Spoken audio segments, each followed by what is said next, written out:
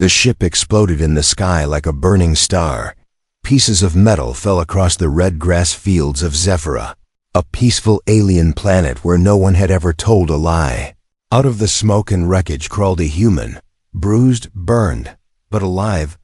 His name was Derek Cole, a space trader, a drifter, and most of all, a liar. He coughed, looked around, and saw strange alien creatures walking toward him slowly, their silver eyes wide with wonder and fear. The Zephyrans had never seen a human before. They had only heard of Earth from the data stream, strange stories, confusing ideas, and a thing called lying that none of them truly understood. On Zephyra, truth wasn't a choice, it was a rule of biology. A special gland in their minds forced them to speak only truth. And any attempt to lie made them fall unconscious or suffer pain. To them, truth was sacred. Derek smiled, wiping blood from his forehead. He saw opportunity in their eyes, curiosity, trust, and complete innocence. They asked him what planet he was from. He answered, "I am King of Earth, ruler of the human stars." The aliens gasped, bowed low, and offered him water from golden cups. He nearly laughed, but kept his face serious. These people couldn't lie, and they believed every word he said. Soon, he was taken to a glowing village made of crystal towers and floating platforms. They gave him soft robes, a warm bed, and food that shimmered like light. The village elder, a tall female with glowing veins, asked him to tell his story. He told them he fought 10 dragons, crossed black holes, and ate clouds for breakfast. The crowd clapped and wept with joy at every word. No one questioned him, not even once. Among them was a young alien girl named Lyra. She had big, silver eyes and a quiet voice. She watched Derek from a distance, curious but unsure. Something about him felt strange. His words danced, his tone shifted, and his eyes moved too much when he spoke. But whenever she asked others, they simply said, "He speaks truth." For he has no reason to lie. Derek soon began trading fake things. He sold invisible crystals that gave human luck. He charged gold coins for pieces of metal, saying they were Earth's rare technology. The aliens believed everything. Smiling as they bought more, Lyra once asked, "Do humans really have luck stones?" Derek winked and said, "Of course, I carry one in my boot." That night, Lyra sat under the twin moons, staring at the stars. Something inside her whispered, "He is hiding something." But she didn't know what a lie felt like. It was a puzzle without a shape, and yet her heart felt heavy every time he smiled. The next day, Derek walked through the market with pride. Everyone waved, offered gifts, and bowed in respect. He had never been this loved in all his life. He felt like a god, and gods, he thought, don't have to tell the truth. He even began lying for fun, just to see how far he could go. He said Earth had oceans made of silver, animals with 3 heads, and people who could fly. They believed every word. But Lyra followed him silently that day. She watched from behind a pillar as he whispered to a merchant. "Tell them this metal is ancient Earth weaponry," he said. Handing over scrap, the merchant nodded. Confused but trusting, Derek walked away with a bag full of rare gems, grinning to himself. Lyra stepped forward, trembling. "Is it true?" She asked, "Did you really come to help us? Or are you here for something else?" Derek paused, looked at her silver eyes. He felt a strange stab in his chest, guilt maybe, or fear. But he quickly smiled again. "I'm only here to share Earth's wonders." Lyra didn't reply. She turned and walked away, but her steps were slow and unsure. She felt something had changed inside her. For the first time she doubted. That night, as Derek lay in his luxurious bed, surrounded by treasures he didn't earn, he whispered to himself, "They'll never know the difference." But in the shadows outside his window, Lyra stood quietly. Her heart beat fast, and her mind was spinning. She didn't understand what lies were, not fully, but she had just felt one. And it hurt in a way she couldn't describe. And far above the village, in the ancient temple of purity, a silent alarm glowed red. A being with a soul of lies had arrived, and the planet had begun to stir, Asterisk. The sun rose over the crystal towers, casting soft blue light across the village. Derek stood at the balcony of his guest palace, wearing fine robes and chewing out a sweet fruit he couldn't name. He felt like a king or something greater below him. A crowd of alien villagers waited silently, holding gifts, scrolls, and strange glowing flowers. They weren't just curious anymore, they worshipped him each day. More and more Zephyrins came from distant towns to hear the human truth-teller. Derek stretched his arms, walked down the stairs, and began his morning speech. He told them stories of Earth's mighty space temples, magic clouds that turned into gold, and creatures that cried diamonds. He spoke with charm and confidence, painting pictures in their minds. The aliens believed every word, their glowing eyes filled with wonder and joy. Derek loved the attention, the praise, the gifts, but most of all, he loved how easy it was. No one asked questions, no one doubted him. The very idea of lying was still too strange for them to truly understand. But Lyra stood at the edge of the crowd, silent, her arms crossed. She no longer smiled when he spoke. Instead, she studied him, watched his hands, his eyes, the pause before his answers. Something in her had changed. Later that day, Derek visited the Grand Market, where traders lined up to meet him. They brought shiny minerals, soft cloth, and floating fruits that hummed when touched. Derek smiled, nodded, and told them, "This Earth coin I carry. It grants power to any trade it touches." A merchant gasped and offered 10 glowing bars of gold for the small, useless coin. Derek handed it over with a grin. Another lie, another reward. By evening, he was invited to a grand dinner with Zephyrin leaders. They sat in a wide circle under a roof of stars.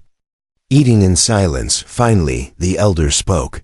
"We have never met a being like you, Derek of Earth." He bowed politely. "Thank you, wise ones," the elder continued. "You speak truths that change how we see the stars." Derek's smile almost faltered, but he kept calm. Earth truth is different. It is. Deeper. Lyra was there too, seated quietly beside the council. She watched his face carefully, her mind spinning. Something didn't fit his words and eyes always moved in opposite directions. She remembered her lessons as a child. Truth is still, truth is calm. But Derek's words flew fast, twisting like wind, and yet, no one but her seemed to notice that night. She walked alone to the Temple of Purity, a place even elders feared. The glowing steps welcomed her. The air was cold. She knelt before the ancient statue of the first truth speaker. She whispered, "There is something wrong with him, but I don't know how to prove it."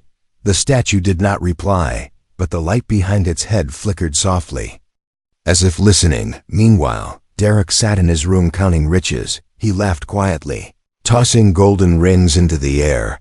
He had lied his way into a life others would kill for.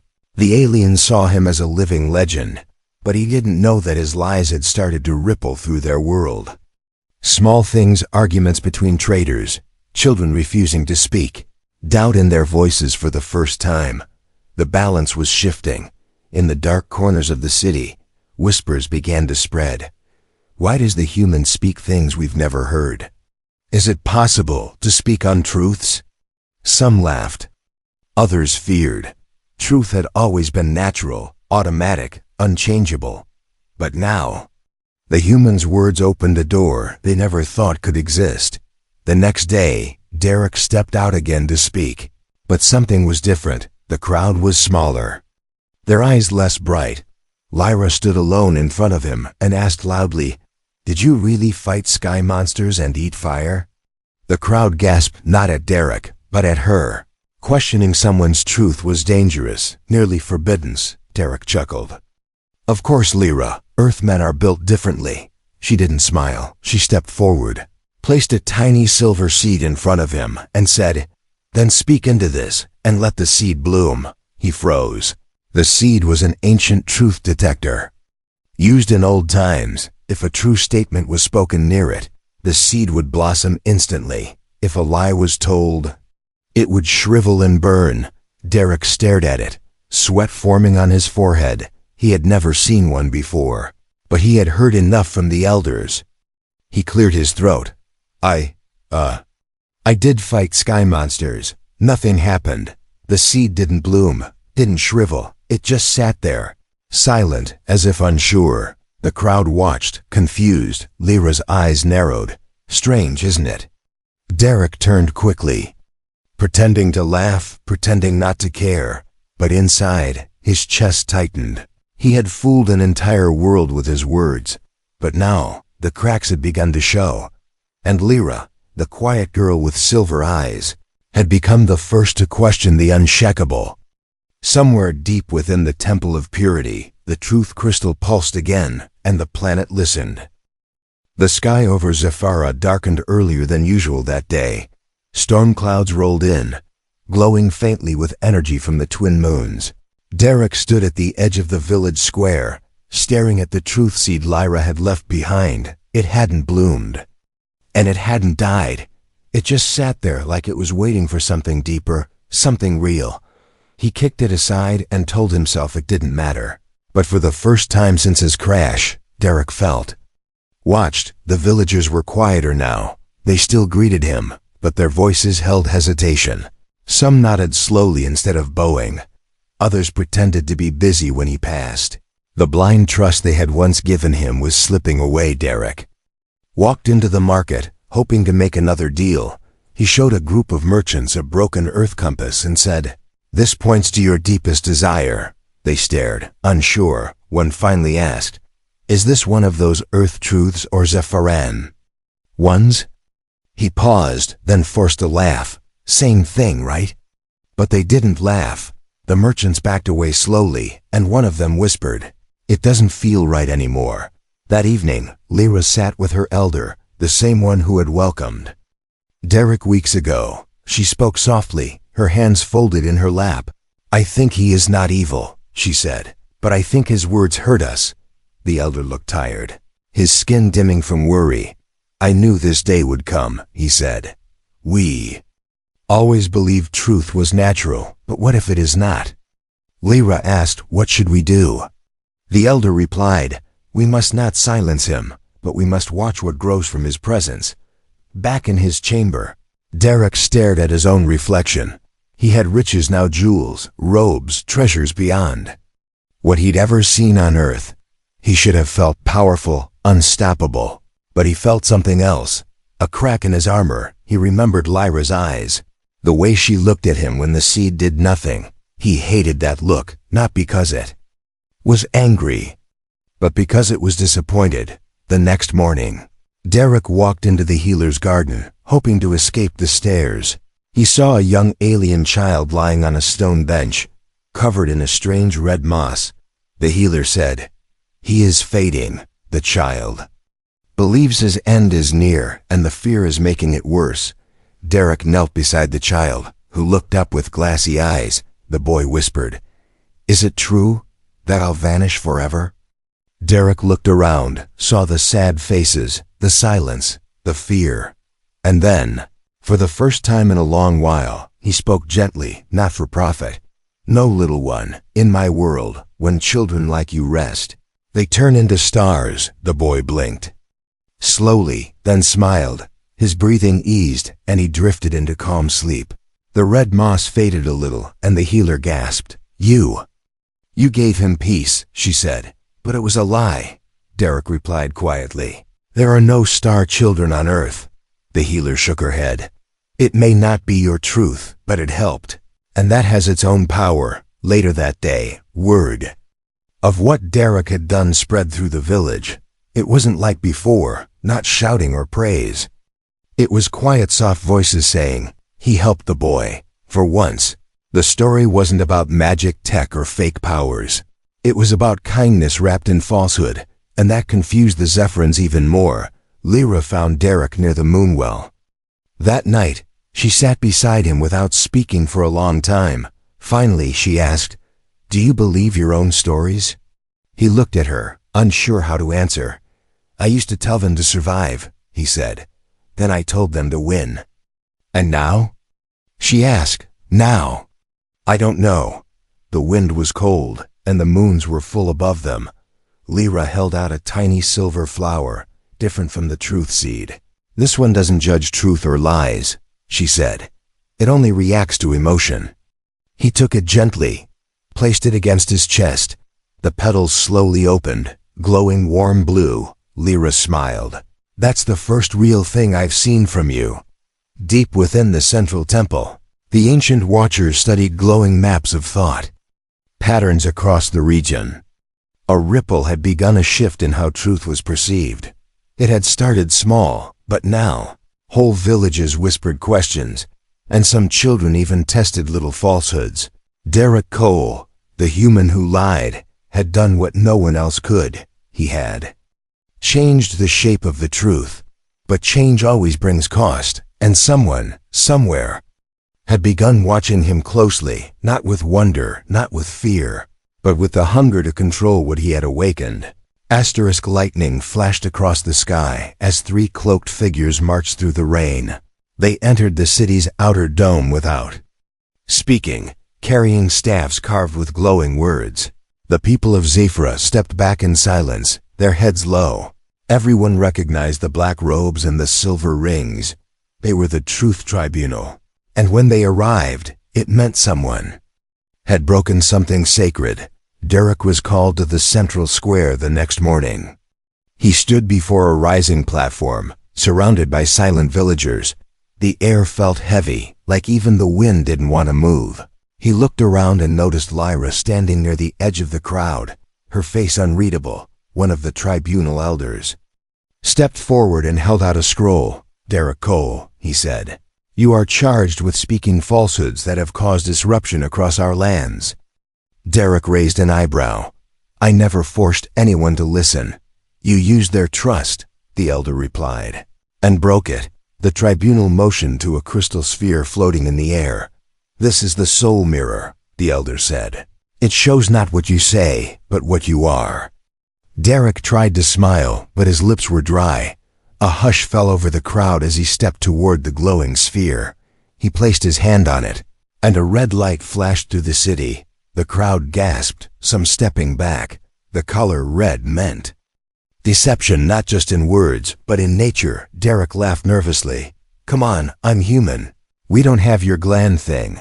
But no one laughed with him. Not even Lyra. The elder spoke again, his voice deep and slow. "You have 3 days to prove that your way, that human lying can do good. Prove that your deception brings more than harm, or you will be taken to the Whispering Pit and removed from our world." The Whispering Pit was older than memory, a place where those who threatened the truth were sent. No one ever returned. Even Derek, a man who laughed at danger, felt his knees weaken. After the crowd left, Lyra approached him quietly. "You lied to a child," she said. "But it helped him." "Yeah," Derek answered. "Maybe not all. Lies are poison." She looked up at him. "Then show them before it's too late." That night, Derek walked the streets of Zephyra alone.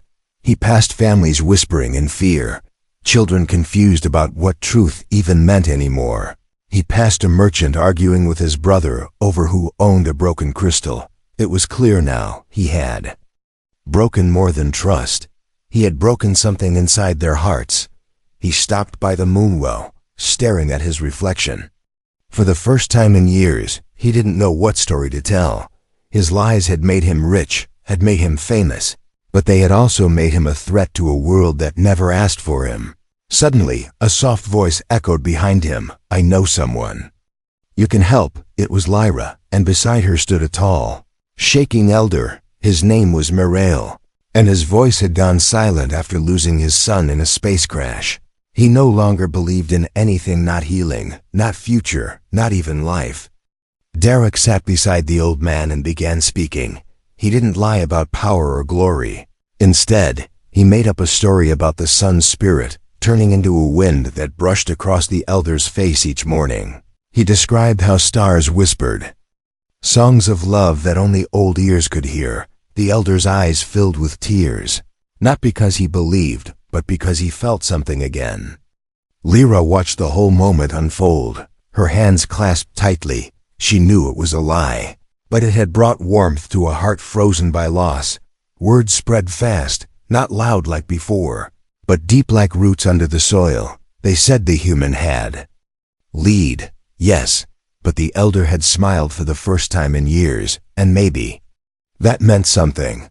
Derek stood in the center of the city again on the second day.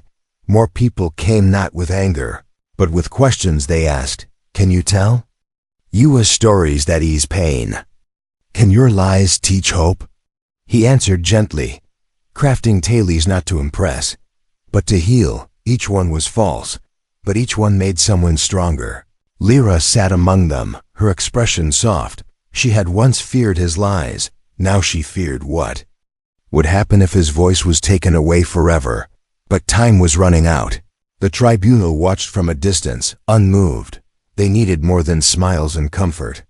They wanted proof, something powerful enough to change their ancient judgment. And somewhere beyond the clouds, deep under the sacred lands, the whispering pit waited, silent, patient, and always hungry for those who dared to twist the truth. The sky over Zephyra turned a soft violet on the third morning. The air felt still, as if the planet itself was holding its breath. Derek stood at the edge of the healer's circle, watching a mother sob beside her unconscious son. The boy had fallen into a deep sleep after a fever. No cure worked, and even the truth speakers said his mind was fading. The mother turned to Derek with swollen eyes. "They said I must accept his fate," she whispered. "But I want to believe something else." Derek stepped closer, kneeling by the child. He placed his hand gently on the boy's chest and whispered, "On Earth, we have dream guardians." He made up a story about invisible beings that guard the souls of sleeping children. He said they fight off fear and pull dreams full of light into the child's mind. He told the mother her son was safe, protected, and not alone. She didn't ask if it was true. She just cried harder, holding her son's hand and whispering the words over and over. "Dream guardians. Protect him." The healers didn't interrupt. They stood quietly, watching the way peace returned to the mother's face. By noon, the child's breathing grew stronger. He moved slightly, and a soft sound escaped his lips. The healers gasped, and one of them turned to Derek. "What did you do?" He stood up slowly. "I lied," he said. But she needed to believe in something. Lyra was nearby, watching everything. She didn't speak, but her eyes followed him wherever he went. She had seen many of his tricks, many of his stories, but now she saw something else. He wasn't lying for gold or praise. He was lying to keep hearts from breaking. Word spread across Zephyra like wind through the trees. The human had saved a family, not with medicine or magic, but with false hope, and somehow it worked. Villagers began to visit him again, not to worship, but to ask, "Can you tell my daughter that her fear of the stars is okay? Can you help my friend believe his scars are signs of strength?" Derek listened, nodded, and told them stories, each one false, but each one soft and careful, and every time something healed, even if it was just a little. The tribunal, however, was not moved by smiles or rumors. On the night of the second day, they summoned Derek once more. They stood inside the Hall of Judgment, tall and silent. The elder speaker said, "You've given comfort, but we do not judge on emotion.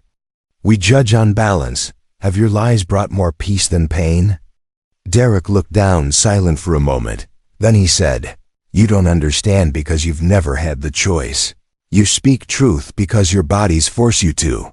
But when you're given the power to lie, the burden becomes heavy. You have to choose when it helps and when it hurts." He paused, then added, "I've lied to trick you, yes, and I've lied to help you. But maybe the real truth is this. It's not lying or honesty that makes us good. It's why we speak at all." The tribunal said nothing. They only motioned to the stars above. "One day remains," they said. "Then your soul will be weighed." That night, Derek sat alone near the moonwell. He had nothing left to sell, no treasures to count. His lies had become something else, threads he used to stitch broken hearts. But was it enough? Would this world ever forgive him for changing their view of truth? Lyra walked toward him slowly, her footsteps quiet. She sat beside him and said, I don't know if what you say is right or wrong, but I know you're not the same man who first landed here, Derek chuckled. I'm still a liar. She smiled faintly. Then lie to me now, he looked at her. Confused, she whispered, tell me there's still hope for you. He leaned closer and said, there is. And for the first time, it felt like he meant it. Far beyond the city, deep inside the Temple of Purity, the truth crystal pulsed a strange color, neither red nor white. The Watchers had never seen such a glow before, and they whispered among themselves. The humans' lies had started something that could not be undone, and the final day would reveal whether he was a destroyer or a messenger from the stars. Asterisk dawn never came on the final day. The sky remained covered in thick clouds, casting a gray silence over Zephyra. Shadows stretched longer than normal, and even the crystal towers stopped humming. Something in the planet's rhythm had changed, as if the world itself was waiting for a decision. Derek sat alone inside the public hall. He had not been invited. He simply walked in and sat on the floor. No one stopped him, not even the guards. They only watched him with blank eyes, unsure what to feel anymore. This human had lied, healed, disturbed, and amazed. Now they didn't know what he was. Outside, quiet rebellion was already blooming. Two merchant brothers who once spoke only the truth were now accusing each other with twisted words. A healer confessed she lied to a patient to keep them calm. And children, once proud of their truth-speaking nature, were whispering silly false stories in alleyways. Derek hadn't just told lies, he had planted them, and those lies had grown roots. Lyra walked through the crowded streets, her eyes scanning everything. She saw friends avoid eye contact, neighbors look suspiciously at one another. This wasn't just about Derek anymore. It was about what he had brought, an idea that truth was not absolute. She felt fear in her heart, but also something else. Freedom. For the first time, she could choose what to say, not just what her biology demanded. At noon, the sky opened, but instead of sun, a beam of white energy dropped from the clouds. The tribunal had summoned the final judgment. Derek was led to the Circle of Balance, a stone platform in the middle of the city. Every citizen came to watch. No one spoke, not even the birds. The elder speaker raised his staff and spoke calmly. Derek Cole, you have introduced an ancient force to our people choice. Not all lies you told were cruel. Not all truths we kept were kind. He looked around at the crowd, then added, but you have disturbed our balance, and the price of imbalance is judgment. Derek didn't flinch. He looked at the glowing soul mirror as it floated toward him. Last time it glowed red, the color of deception. Now it pulsed a strange silver blue, flickering like it couldn't decide before the mirror could rest on him. Lyra stepped forward. She walked onto the platform, holding a small child in her arms, the same boy Derek had comforted days ago. She raised her voice, trembling but clear. This child lives because of his lie. She turned to the crowd. I believe we are no longer children ourselves.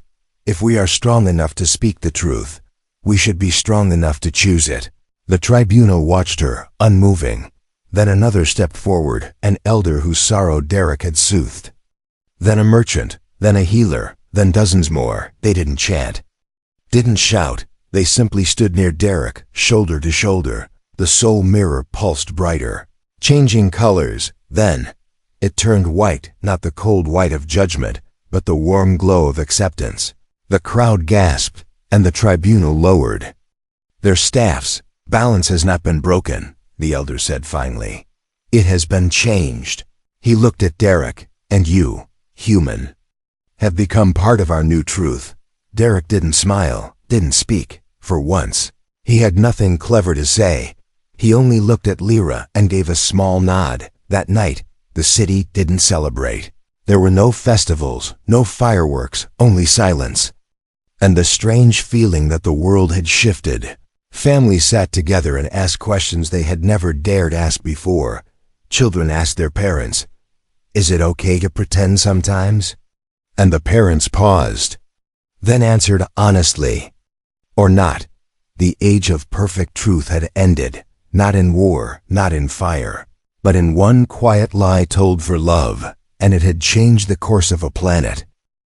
A year passed on Zephyra, but the echoes of one man's lies still moved through the wind like quiet songs. Children now played games where truth and pretend mixed freely. Merchants bargained not just with words, but with clever smiles and shrugged shoulders. And poets wrote verses that asked questions instead of giving answers. Derek Cole had become a name whispered with both fear and fascination. He didn't live in a palace, nor did he stay among the crowds. He had moved to a small glass hut near the cliffs overlooking the frozen seas. He spent his days walking, talking to travelers, and listening more than speaking. He still told stories, but only when someone needed them. Lyra visited often. Though she never stayed long, their conversations were quieter now, filled with pauses that meant more than words. She once asked, "Do you miss being worshipped?" Derek laughed softly. "No, I miss being misunderstood. It made me feel powerful." She smiled. "Now you're just human," he nodded, and finally okay with that. One afternoon, a group of young Zephyrans came to him, carrying scrolls and devices. "We want to learn," they said, "not how to lie, but how to choose." He looked at them and saw in their eyes something rare uncertainty. It was beautiful. He opened his door and said, "Then come in. And let's begin with the biggest lie I ever told." They leaned in close as he spoke. But this time, he didn't lie for fun, for gold, or to impress. He lied to show how fear can be shaped into courage, how pain can wear a mask until healing is ready. Far across the sea, the Temple of Purity had changed too. The truth crystal now shimmered in more than one color. It pulsed with red, white, and that strange silver blue no one could name. The old watchers had stepped down, replaced by new minds, who didn't fear change. They didn't erase the past, they added to it. Zephyra didn't collapse when the lies arrived. It evolved. Truth became a choice, not a chain, and in that freedom, something powerful was born: compassion. Derek once stood before a crowd, a single boy among a sea of silver eyes.